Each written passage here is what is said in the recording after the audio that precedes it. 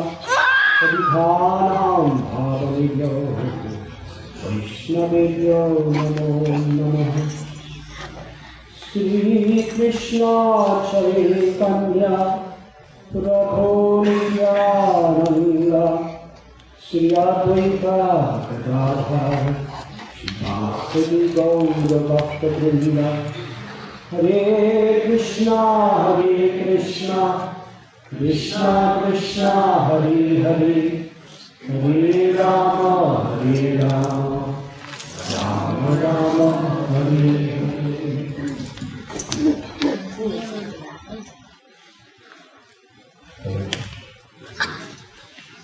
Radhanath Prabhu, I am honored to see you.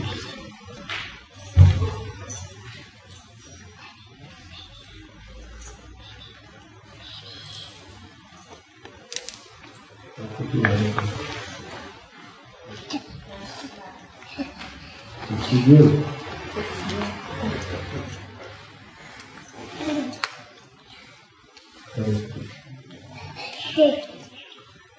It's my very great honor and pleasure to be amongst all of you this evening.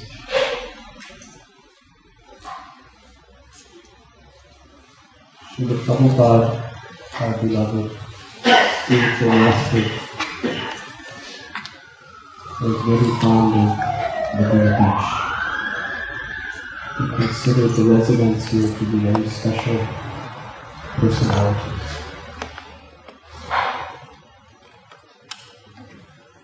Today, my dear godbrother, Radhanath Prabhu, told me a nice story which indicates this. Just recently, he met a nice gentleman.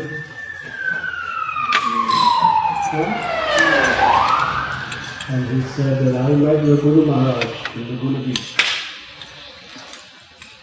Many, this was back in the 60s. He said, I asked your Guru Maharaj a question. They were very curious. What was the question? He asked Srila Prabhupada. I will say it. Okay.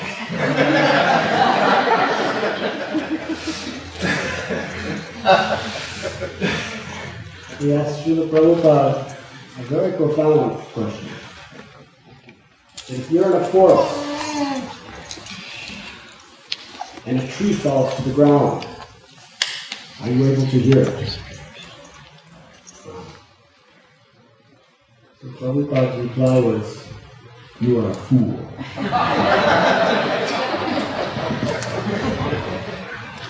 So then I could understand that Prabhupada had really special notes for the residents of the Laguna Beach.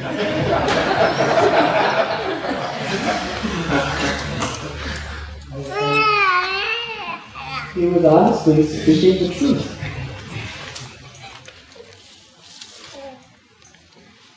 Human life is a very, very serious subject. Unfortunately, people do not really take our circumstances and our opportunities very seriously.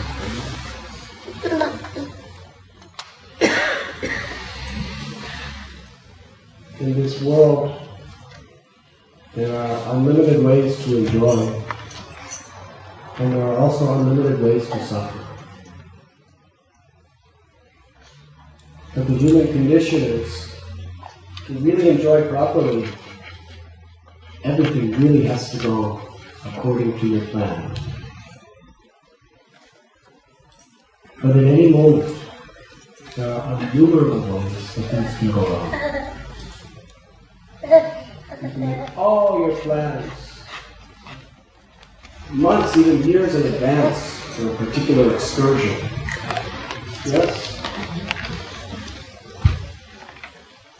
But then the weather may not be right, the people may not be right, they may get sick, the insects may not be right.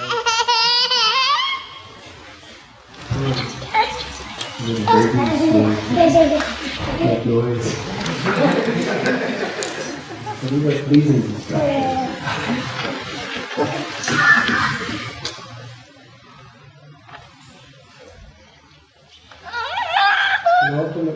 become very light. This was Radhanath Maharaj's teachings to his 5-year-old friends. They said, Prahlad, let us play. Why you are so serious about the spiritual matters of life? When we become older, then we will take seriously. But now is the time to play. And Prahlad Maharaj responded, Omara Acharitya, Dharma Maharatana. That you are 5 years old now, but no one knows where they will be, whether they will live at 6. There are uncertainties at every moment of our life. And this human life is so rare. Dura Ramana Bhajan Lobya Samsare. I will not go into details on this subject because I got in trouble last time. When Bhajan didn't understand this subject. But human life is so precious.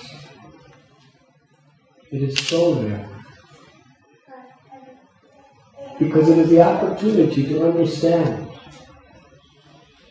who we are, where we are coming from, who is God, what is our relationship with God, why is there suffering, and how to transcend or go above suffering. What is actually the purpose of life? People ask this question in various ways, in various transitions of life, but generally in a very superficial way. This world is such a complex creation that is acting so perfectly according to divine energies. Is there a meaning to all this? Is there an ultimate purpose? Or are we simply meant to eat and sleep, earn a living, to make some money, to provide resources for enjoyment, raise a family, grow old, get diseased, and die, and somehow or other try to make the best use of this short time that we have? Is there a meaning beyond that?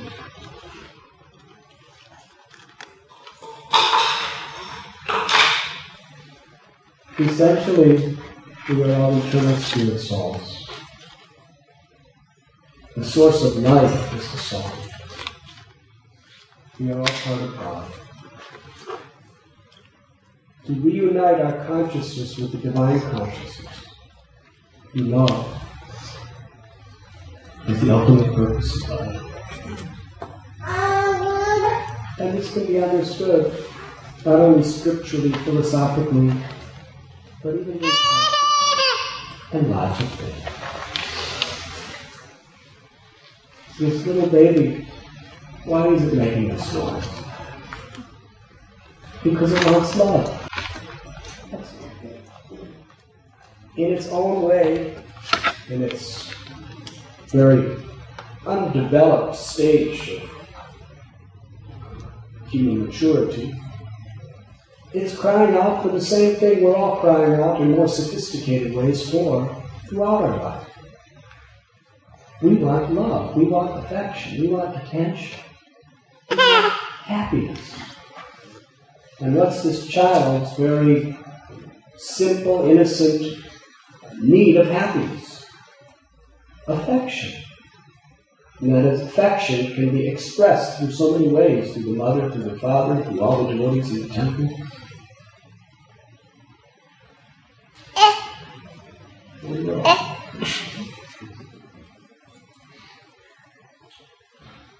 The fundamental basic meaning of every living entity is to love and to be loved.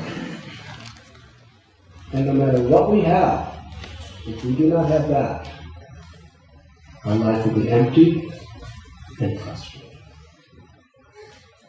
And that is the reality. There are people who have many, many billions upon billions of dollars, empires of wealth. But they're lonely. If you had a great kingdom with marble palaces, beautiful jewels and wardrobes, if you owned the entire world, but you were the only person alive, could you enjoy? Enjoyment? You would give it all away just to have the association of a bird. Because you can have a relationship to some extent with a little bird. At least it's alive. But dead matter cannot bring happiness. There is a saying that you should love people and use things. But in the world today, people love things and use people. There's no lust. There's no mellows of relationship. There's no love. And therefore it's empty, it's superficial, it's artificial, and it's frustrating.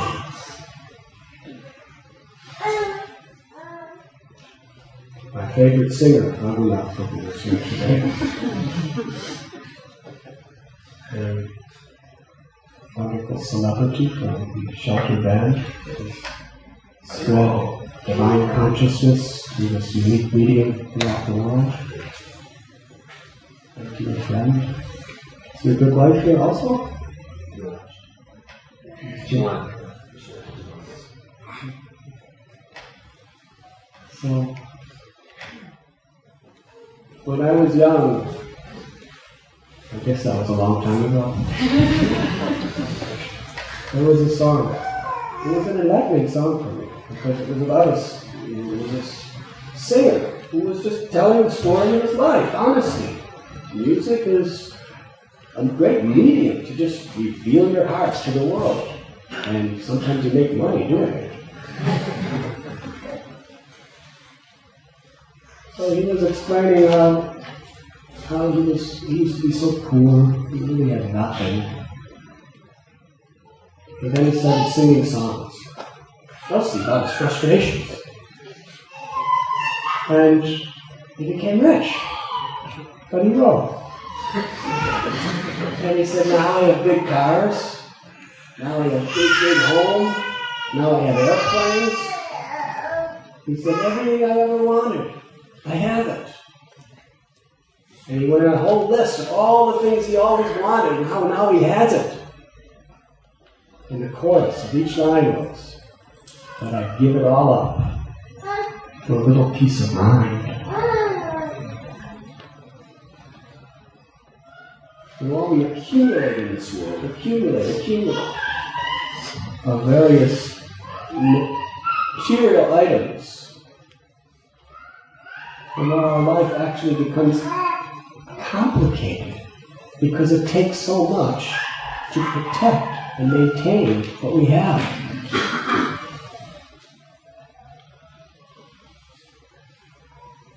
Once I visited a very, very wealthy person. He had a marble house. Only him and his wife living in it, a few children. Tower with elevators and chandeliers, and every inch of the house was incredibly artistically designed with decoration. And he had a boil on his foot. The owner of the whole house, and he was simply just weeping in pain. And I was thinking, I don't have anything. I don't have a car, I don't have a house, I don't have a bank account, but I'm happy because I don't have a boil on my foot.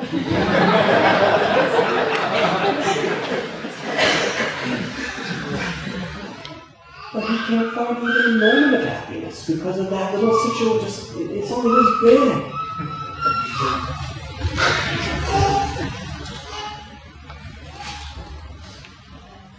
So all of our material conditions can so easily be frustrating. But ultimately, real happiness is within the heart. Real happiness is not due to external circumstance.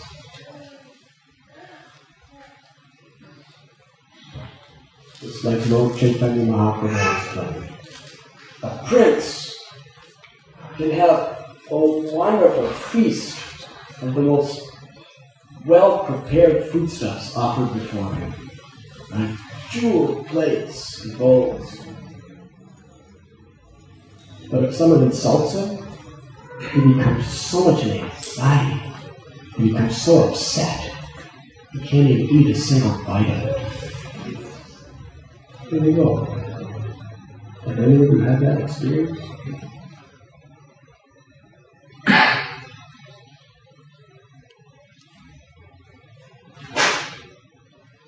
What we are all looking for is inner happiness.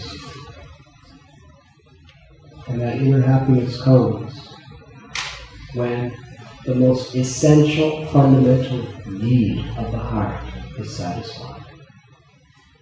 And that is to love and to be loved.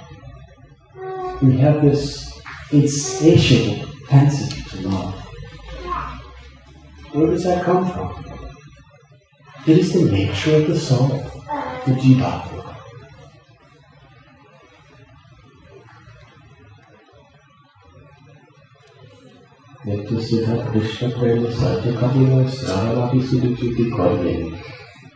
The pure love of God, is within the heart of every living being. But it has been forgotten. And that energy, the most powerful energy of the universal creation, is the propensity to love. But when we do not have the proper object of love, when we do not have the proper understanding of how and where to channel that energy, then it is misdirected. And then prema becomes kama. Love becomes material passions. And how strong that force is. We're looking for loving relationship with another, which is meant to be understood and experienced between one soul and another, on either the emotional and mental platform or on the physical platform. When we forget our love for God and forget our love for all living beings in relationship with God, and we become very, very much victimized by sexual attractions. Because somehow or other that need to be attracted, that need to express some sort of affection is there.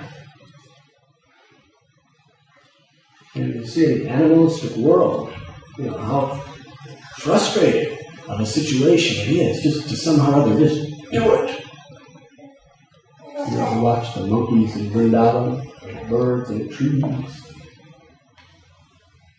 They just have this insatiable need to somehow, some outlet for that inner heart's expression, which is directed on the physical platform.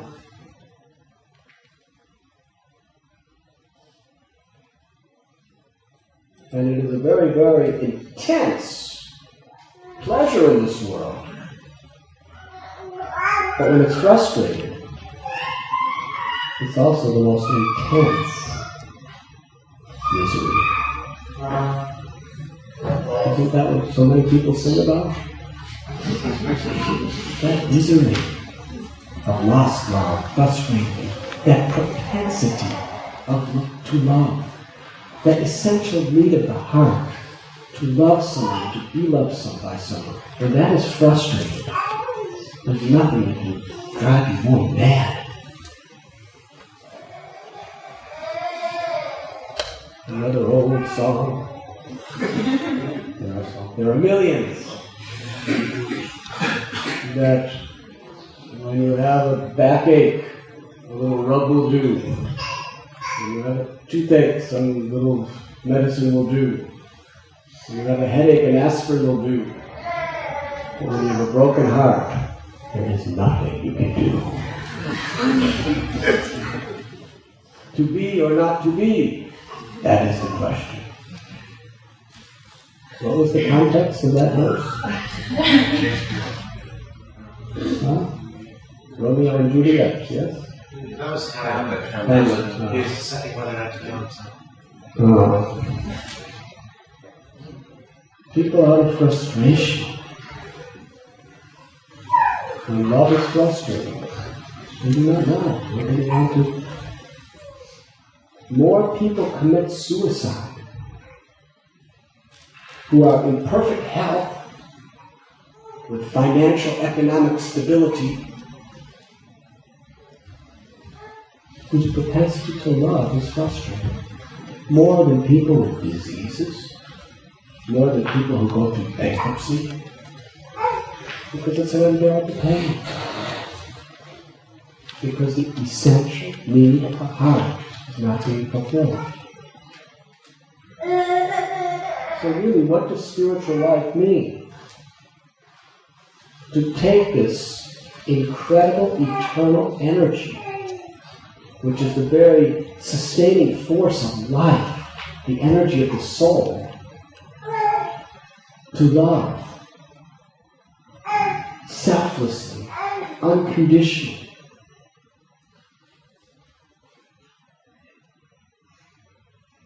Materially, it is filtered through the false ego to fulfill our very, very illusory, selfish needs. But to transform that propensity into its original state. Srila Prabhupada explains, to dovetail that propensity for pleasure, to dovetail that propensity for love, toward the original source, toward the ultimate goal, and that is Krishna. Krishna means the all-attractive, the reservoir of all pleasure, the ultimate object of everyone's love. It is our constitutional nature as part of Krishna to find total happiness in loving service to Krishna. To feel Krishna's love, which is unlimited, and to reciprocate by offering Krishna all of our love. It's the perfection of love, the goal of life, because our love is eternal.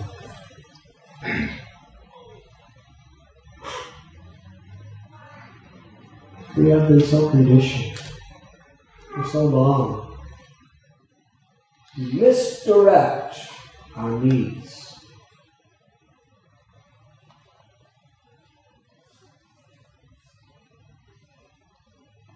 Well, we must take life very seriously. We do not know how long we will live, but at every moment we have a blessed opportunity to purify our hearts, to awaken our love for Krishna, and to share that love with others. There is nothing more fulfilling and satisfying than that.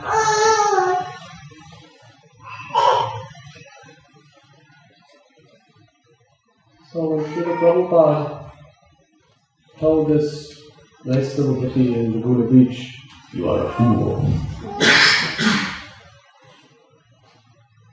it was Prabhupada's love. It was Prabhupada's mercy. Prabhupada wasn't criticizing him. Srila Prabhupada was not trying to take a superior position and just condemn someone. Prabhupada is simply speaking the truth. Try to shake that person out of his foolishness and whimsicalness. They actually understand what life is about, what we should live for, what is actually of value. Actually, those were the first words of Krishna in Bhagavad Gita to Arjuna. Asochanam Vasochastam. Arjuna, you are a fool. Yes? Arjuna was also presenting questions. Far more philosophical than the one Prabhupada was asking.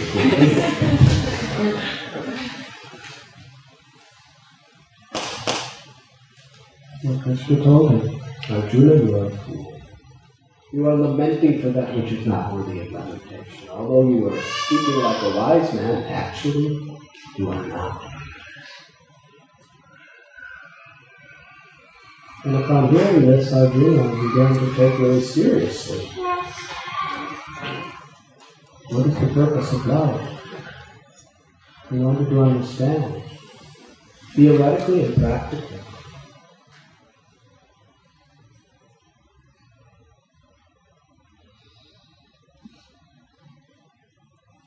This propensity for happiness is within every living being. Even the insignificant insects are looking for pleasure. But as was spoken, the greatest pleasure of all pleasures is the pleasure of loving relationship.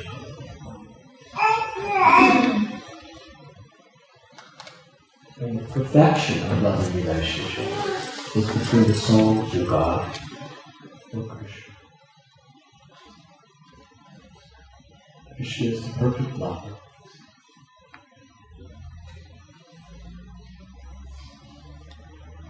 Because his love is eternal.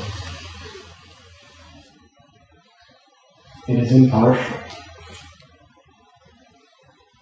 And it awakens unlimited ecstasy within the heart.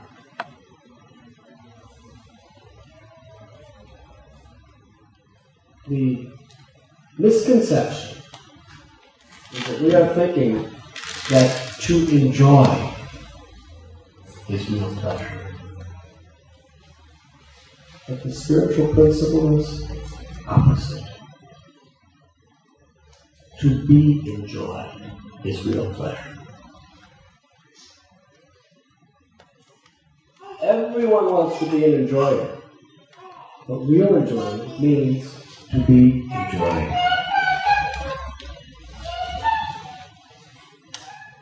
That is really the definition of service.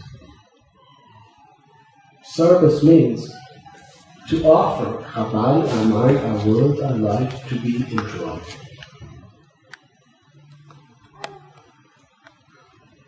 Of course, in the world of consumerism, a person will serve you because they're getting money. They really don't want to be enjoyed. They want to enjoy. But in order to enjoy, you have to give other people enjoyment, otherwise they will not give you their wealth. Yes? It's like I took airplane here. And although I do not eat on airplane so much, still the airline hostess comes with a smile on her face, and she will say, vegetarian or non-vegetarian, what would you like? Would you like this wine? Would you like water? What would you like? And they're serving. And you tell them what to do and they will do. And that's how practically the service conception of business is most important. If people are well served, then they will give their money.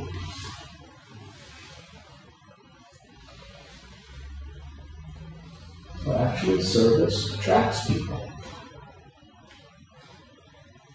If we want to attract the all-attractive, there's only one way, and that is through service.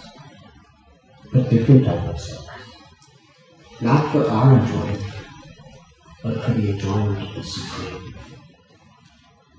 To the degree we recognize and understand that being enjoyed by giving of ourselves for the pleasure of others, that is the greatest service.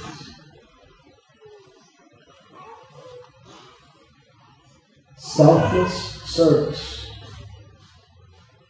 is the greatest fulfillment of the heart. Not selfish, egoistic accumulation.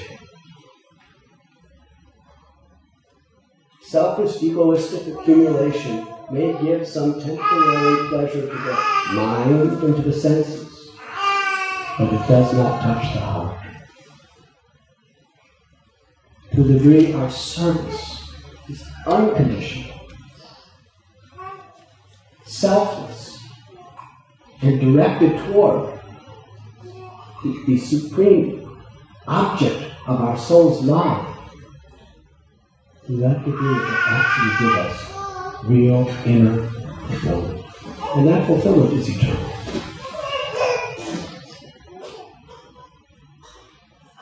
Even in this world,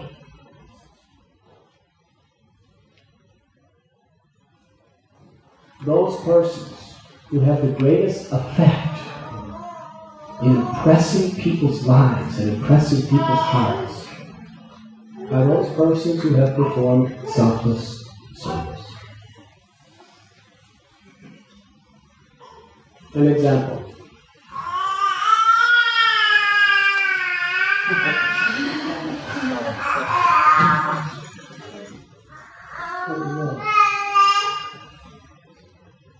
An example is that there are so many buildings.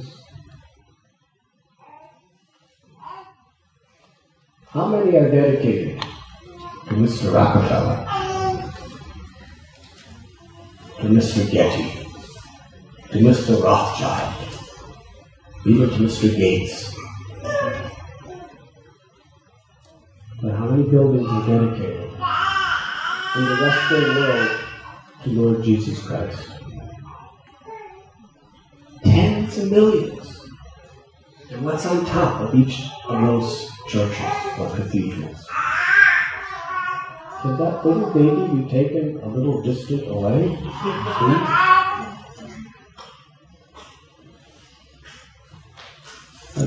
Thank you. Very sweet sound, but somehow it's not harmonizing.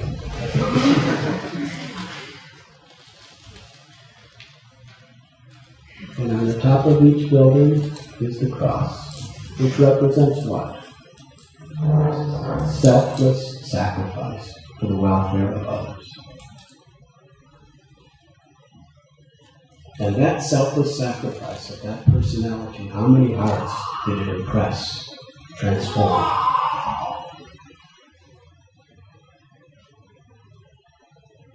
Our beloved Guru Maharaj, Srila Prabhupada. How he affected our lives on the basis of his selfless, unconditioned service, based on love and compassion. Do I have your permission to tell you two completely mundane stories?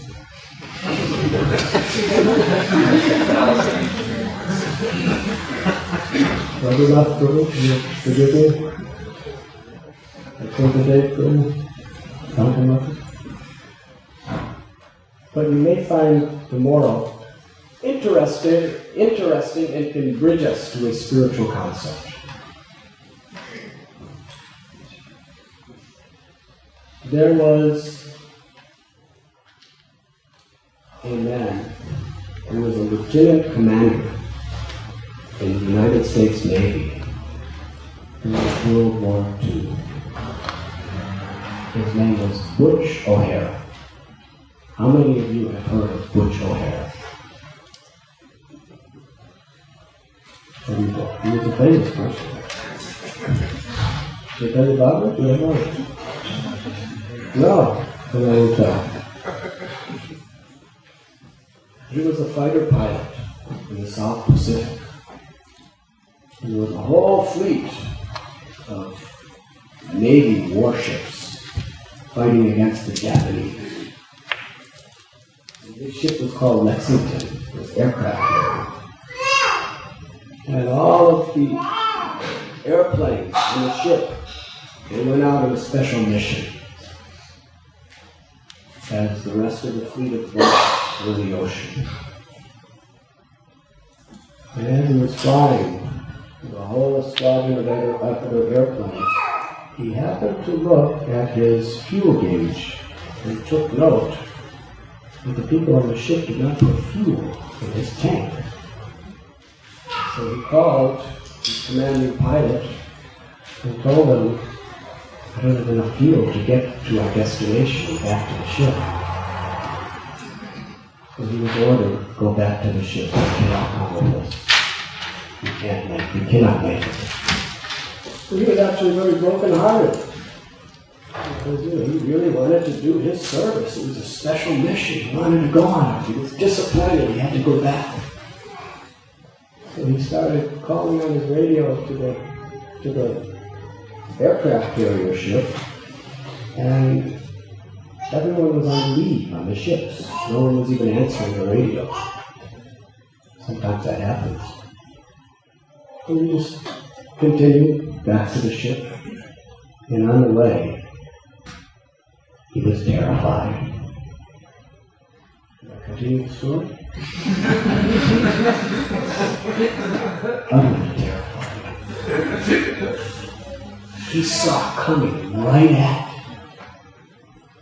these warships a large squadron of Japanese bomber planes that were specifically coming to bomb all the ships in the Navy that were there.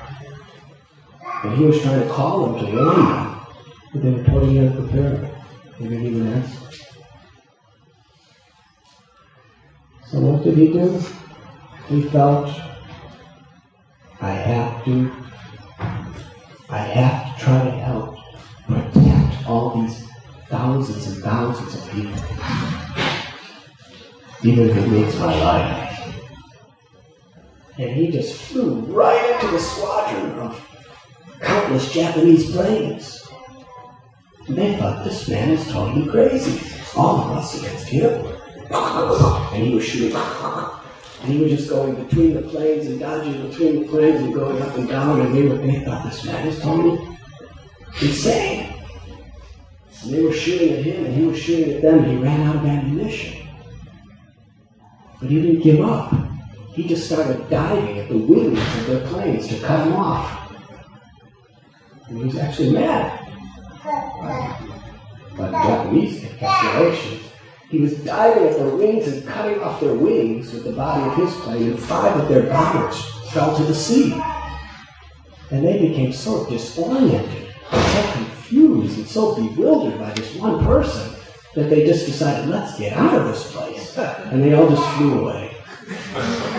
And the ships were rescued.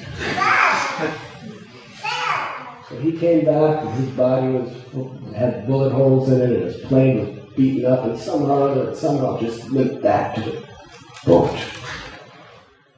And all the U.S. air fighter planes then had movie cameras in them. So it was all filmed. Butch O'Hara was the first person in World War II in the U.S. Navy to receive the Congressional Medal of Honor for his selfless sacrifice to save the lives of others. A year later, when he was 29 years old, he was killed in battle. He was from Chicago. The people of Chicago honored him so much, they named their airport after him, O'Hare Airport. And even today, between Terminal 1 and 2, there is a monument for Butch O'Hara. with his statue and his Congressional Medal of Honor.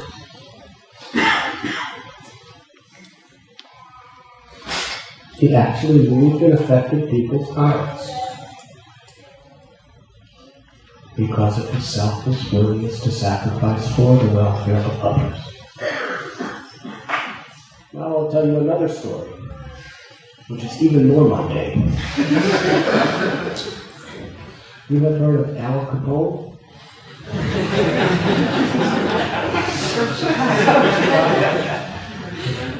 He was from Chicago.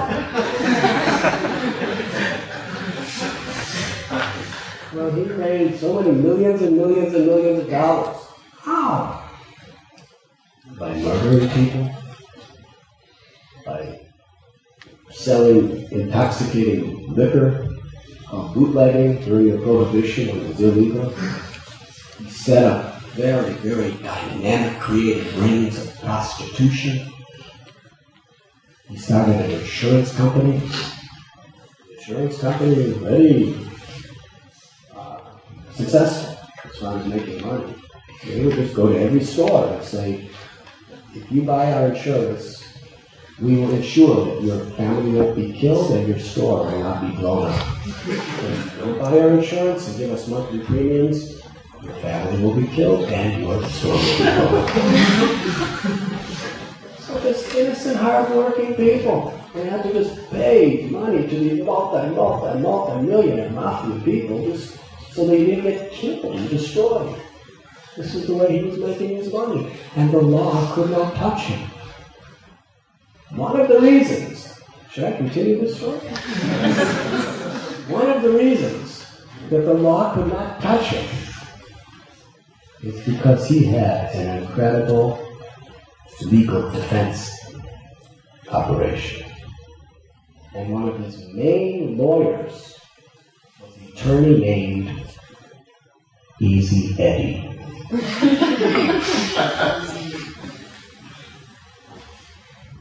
Easy Eddie was so creative at manipulating various legal maneuvers that they couldn't touch the mafia, the federal, the local, the state governments. And Al Capone, he was so proud of this Easy Eddie and so indebted to him, he gave him millions and millions of dollars. In fact, it is said that Al Capone gave Easy Eddie an entire city block of Chicago in the wealthiest part of the city.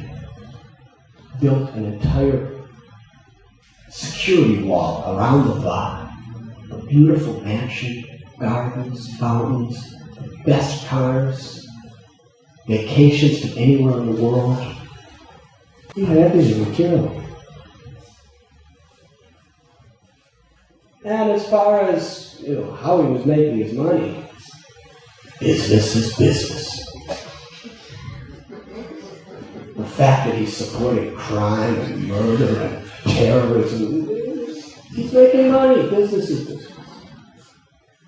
He had no conscience. But he had a son. And he really liked his son. He wanted his son to have the best. He gave him the best toys. He gave him the best clothes. When he got older, he gave him the best cars. He gave him vacations anywhere in the world. He gave him the best possible university education. But he saw his son, like father, like son, was being very much influenced by his father's lack of integrity. So he was thinking, I have given my son everything I could give him, but there's two things that I haven't given him at all. One, I haven't given my son a father who is leading a proper example for him to follow. Two is I haven't given my son a father who has a good name that he can be proud of. This was burning in his heart. And ultimately he came to the conclusion, the only way I could give my son these two things, a good example and integrity, is I have to erase all of the deviant behavior I have supported in the past. And there's only one way to do that. I have to go to the courts and testify against Al Capone and the Mafia. Does that sound somewhat risky? He knew it would probably cost his life, but he did it. He testified. Shortly after that, even with all kinds of state and federal protection, in a lonely street in Chicago, his body was filled with bullet holes from the Mafia, and he died in a puddle of blood.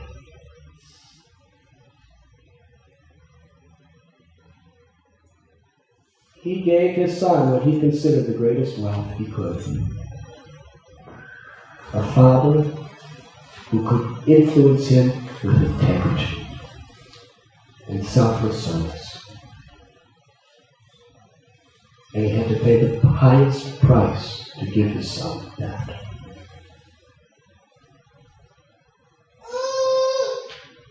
Butch O'Hara was the son of Easy Eddie.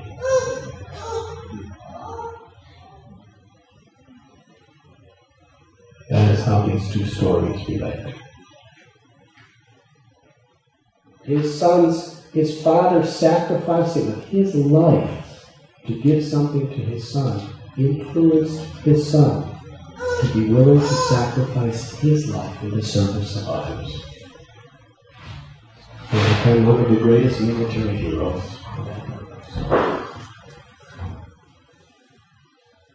So it is this spirit of selfless service that actually affects me.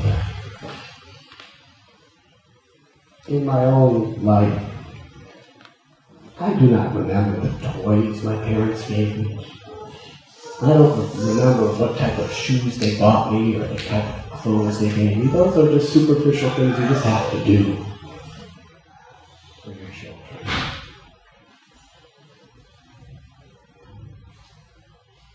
And I remember one of the things I really remember about my mother that actually really had a powerful influence in my life.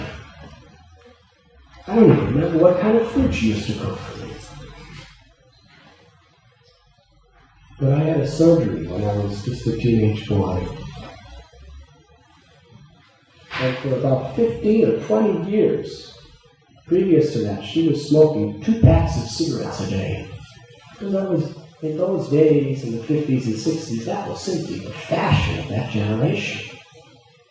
They didn't even know it was not healthy. So I came out of the anesthesia, and she was standing there smoking cigarettes, and I coughed and said, "Please take that cigarette out." And my mother, I saw right before my eyes, she began to cry.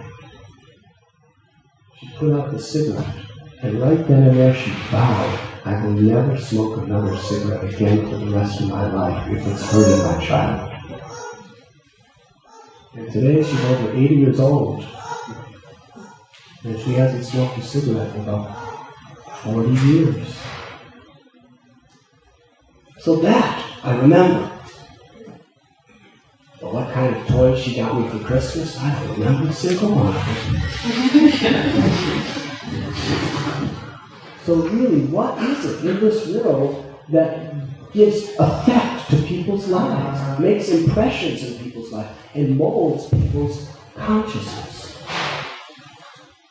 It's selfless service, it's sacrifice, which is either a real or a reflection of love. Love means willingness to serve selflessly for the welfare of those who you love.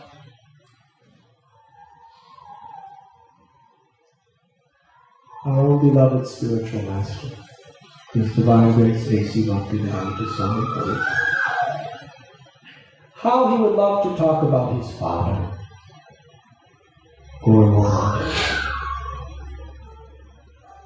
He explains how every morning when he would wake up early, he would find his father in the deity room, worshipping Radha Govinda. His mother making offerings to Radha Govinda. And every evening practically, his father would invite saintly people, sadhus, to the home, approximately 5 or so. And he and his sons and his wife, they would all just be serving these sadhus nice food, prasad.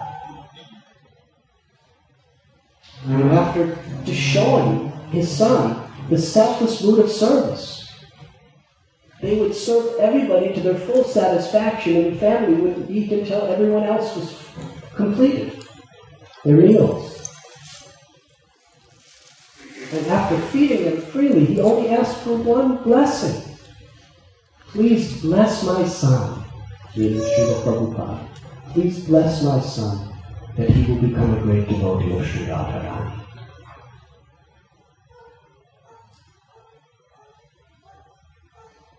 Now that's when Prabhupada was just a small child. When he was well over 70 years old, he wrote one of his most important of all literatures, Krishna, the Supreme Personality of Godhead. And what is the dedication of Krishna's book? Do you have a Krishna book here? Yes, ma'am. Can you get quickly? Yes, ma'am.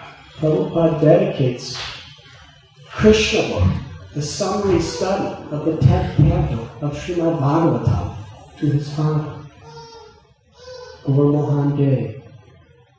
Because when I was a small child, he explains, he imbibed within me, by his example, this selfless service to Lord Krishna, which was later on taught to me in its fullest extent by my beloved spiritual master, Bhaktisiddhanta Saraswati.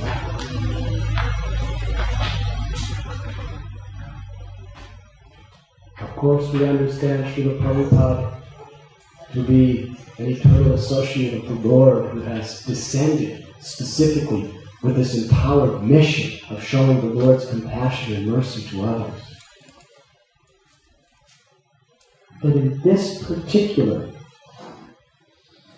presentation that Prabhupada is giving us, he's trying to teach us something very, very important. He's explaining it herein in such a way that because my father exemplified such a selfless spirit of devotion to Krishna and service to others, I imbibe that quality. And it was watered and nourished by my spiritual master. And the result, Srila Prabhupada gave his life, his soul, his everything in the service of others. By being an instrument of compassion in the hands of Lord Krishna, to give love of God to the world.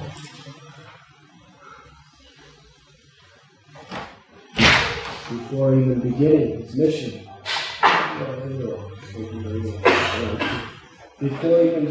his mission,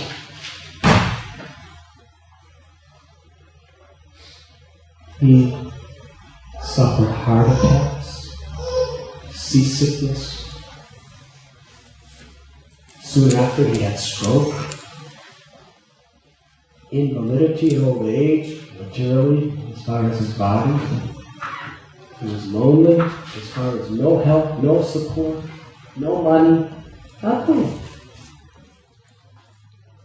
Prabhupada said when he came off the steps of the Jaladuta into America, he said, I didn't know whether I should turn right or left.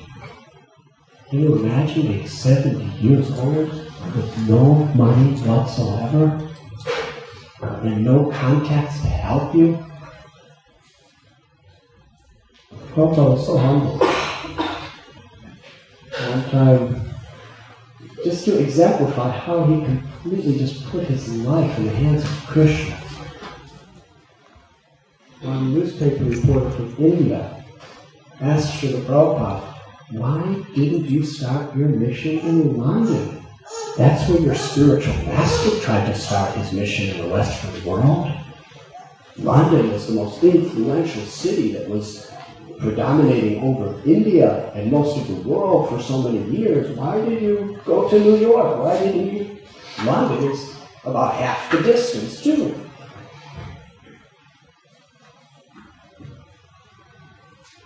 Would you like to hear Prabhupada's answer? Yes. It's very esoteric and simple. He said, because the Scindia steamship lines, they're the ones who gave me a free ticket on their boats. And their boats only went to New York. They didn't go to London.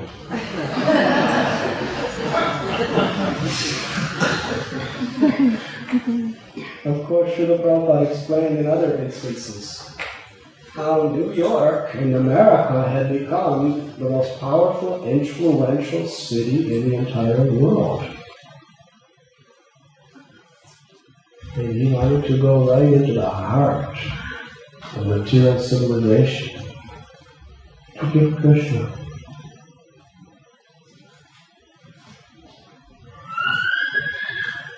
What was Prabhupada's effect in New York City and through his 13 travels around the world after that?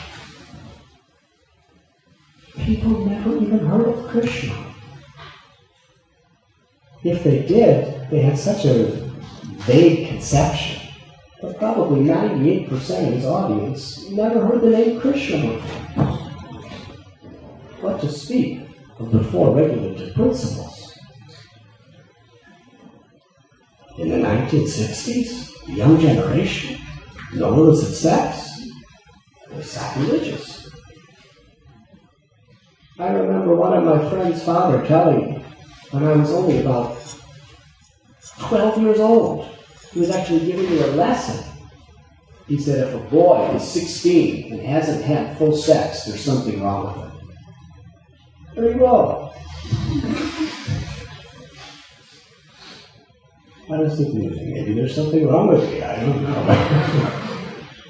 But that was the culture. No illicit sex, no intoxication, no gambling, no meat eating. Well, in one lecture in Los Angeles, he said, and when we establish Krishna consciousness, no illicit sex, no intoxication, no gambling, no meat eating, so many knows the demons, they will die. Thank you, Barry. He wants to die for me. Very difficult. And when we came home to tell our parents, we've given up these things. They're thinking, well, what are you going to do? How do you live?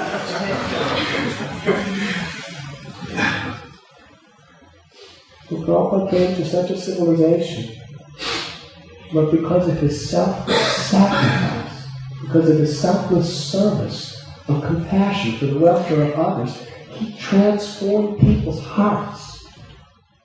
They accepted Krishna, a name that they'd never heard in their life. They accepted Krishna as the supreme absolute truth, the goal of life, the personality of Godhead, the highest conception of the Lord.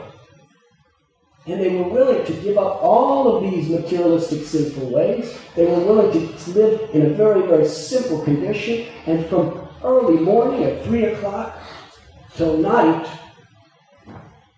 without any payment, they were just working to give Krishna, to give love, to give compassion to others. Why? It wasn't just Prabhupada's philosophy. It was Prabhupada as a person. Lord Chaitanya Mahaprabhu explained. The essence of the scriptures of the world can never really be understood by scholarship or by study. The essence of the scripture is understood by seeing the life of a pure devotee. They live the essence. And when they speak, and when they teach, then we can understand what is in the scriptures.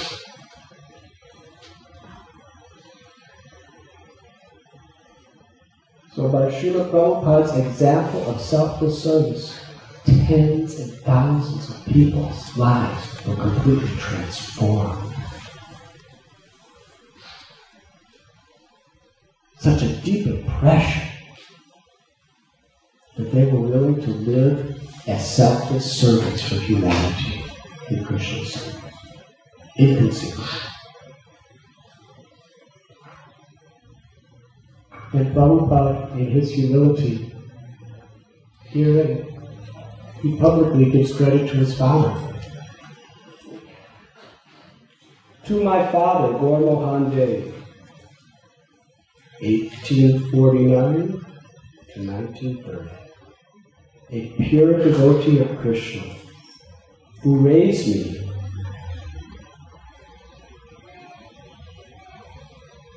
Does anyone have spectacles I can use?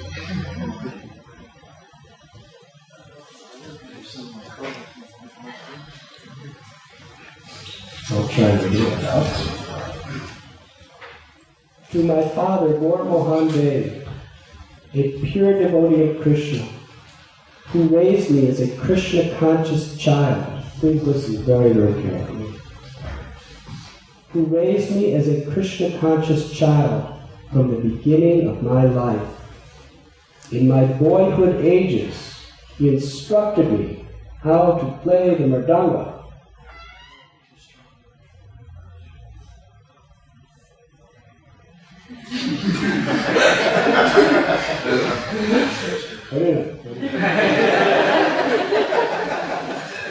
In my boyhood ages, he instructed me on how to play the mridanga.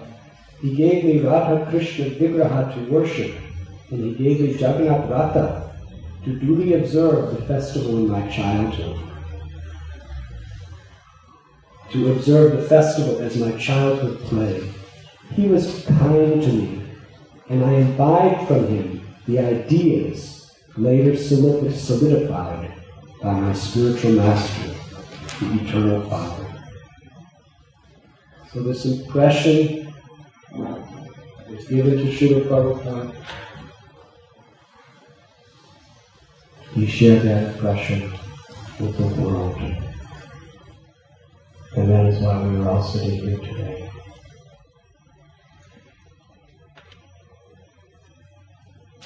That selfless sacrifice that Easy Eddie offered to his son, Puchohir, and made him one of the greatest heroes as a selfless servant of others. In the battlefields of World War II,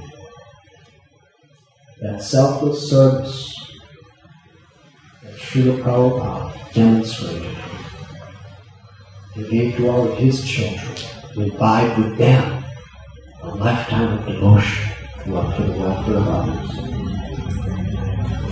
That is the greatest optimism within creation. That is the real meaning of life. To love. And to express that love with humility and service. And if we want to feel life, or experience real happiness in this life and beyond, there is no substitute. There is no alternative to that.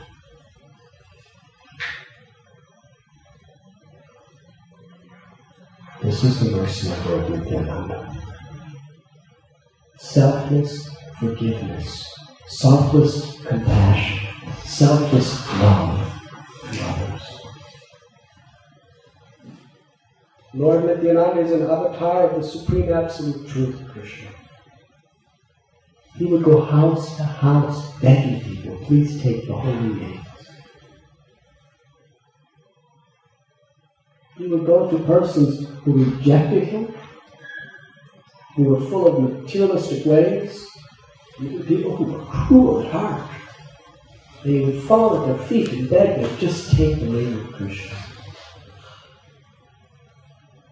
Sometimes he would roll in the dust of their feet with tears in their eyes, begging, please take the name of Krishna. I'm a beggar. These are the only alms I beg.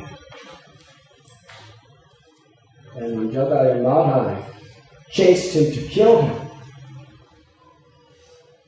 he didn't give up his spirit of compassion. He approached them on another evening. And they actually attempted to kill him by beating him over the head with a clay pot. He was bleeding profusely. And he turned to Madhai and said, I do not mind what you have done to me. But what breaks my heart is you are devoid of love of Krishna. You are wasting your life. Please take the name of Krishna. And Madhai was about to beat him again when Sri Chaitanya Mahaprabhu appeared on the scene. And he invoked the blazing Sudarshan Chakra. And Nityananda Prabhu turned to the Lord and said, if I have performed any service that has pleased you, any pious deeds in any of my previous births, let them all be dedicated to forgiving this man. Give him love of God. Give him your mercy. And actually, I might be bleeding a little, but it doesn't even hurt. He was pleading and begging for the welfare of a person who was in the process of trying to murder him. And by the power of that compassion, Jagai and Madhai became Paramahamsas, saints of the highest form of selfless devotion.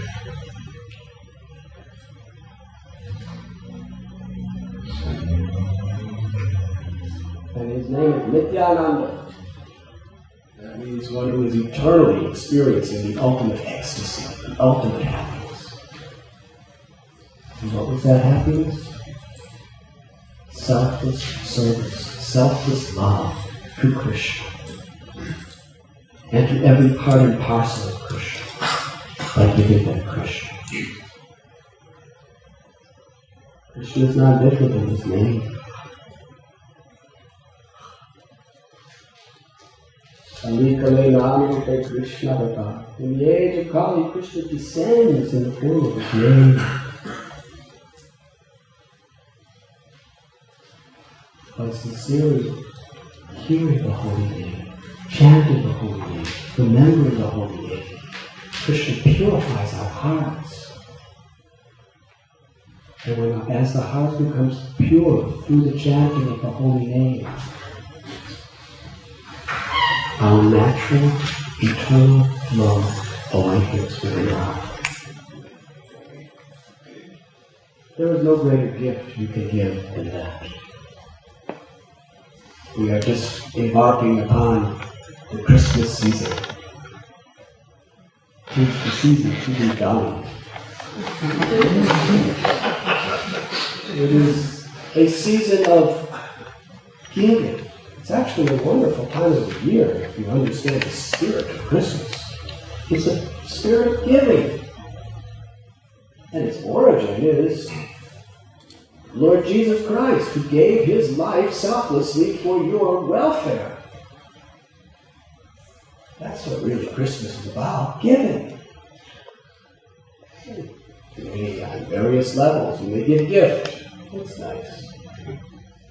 Rupa Goswami says amongst Vaishnavas there's 6 loving exchange. One is giving gifts and one is receiving gifts. A way to express our affection, our attention, our concern. But what is the greatest thing? To give the holy name of Krishna. Because to give the holy name of Krishna, to convince a person about the seriousness of human life and the great opportunity that we have at every moment. By chanting the holy names, by giving the holy names, we can give the ultimate perfection of eternal satisfaction and love to the people of this world. That is why so many devotees, they like to go out and distribute Prabhupada's books during the Christmas season. We get the gift of Srila Prabhupada. And what is the gift of Prabhupada? The gift of his mercy, his compassion, his love for Krishna.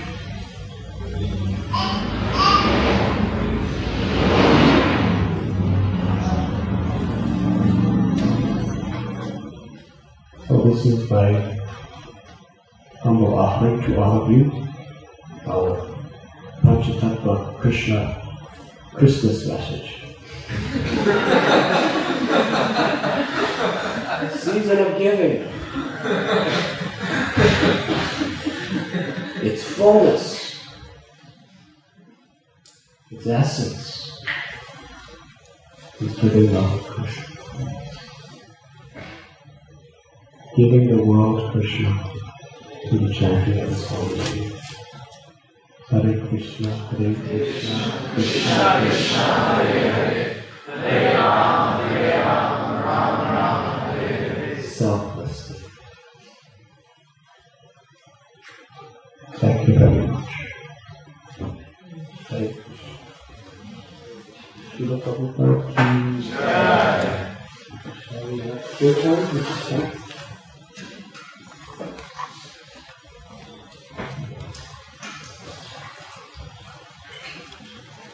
That 25 to 8. That's good. That's like 25 to 8.